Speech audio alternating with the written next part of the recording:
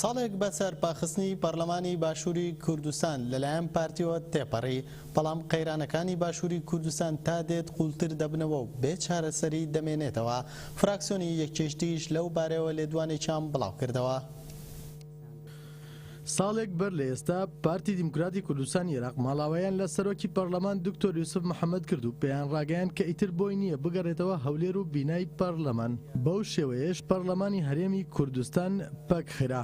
ڕێکخراوی ستۆپ کە ڕێکخراوێکی دژە گەندەڵیە لە باشووری کوردستان ئەمڕۆ لە لێدوانێکیاندا ڕایانگەیاندووە پەخستنی پەرلەمان کاریگەری ڕاستەخۆی لەسەر کار و چالاکی دامەزراوەکانی تری چاودێری و ڕوبەڕووبوونەوەی گەندەڵی کردووە لە نێواندا دەستەی دەستپاکی و دیوانی چاودێری دارایی. ڕێکخراوەکە داواشی لە پەرلەمان بە سەرجەم فراکسیۆنە جیاوازەکان و لایەنە سیاسیەکان کردووە کە هەوڵی جدی بدەن بە مەبەستی کاراکردنەوەی پەرلەمان.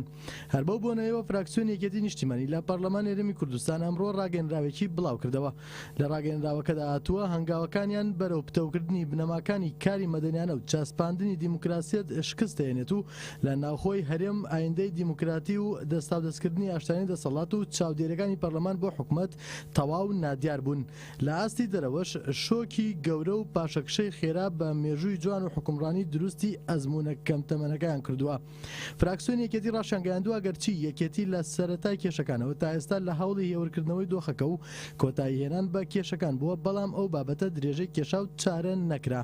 ڕوونیشان کردوێتەوە خەڵک ماندوو بوون و کۆتایی بە نەهامەتەکان نهاتووە.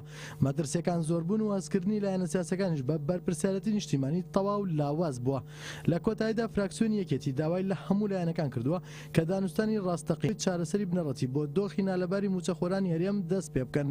بەرژەوەندی گشتی نەتەوەیی و ئەزمون و دۆخی هەستیاری هەرێمەکە لە سەرووی تایبەتمەندی حیزبیەکانەوە سەیر بکەن.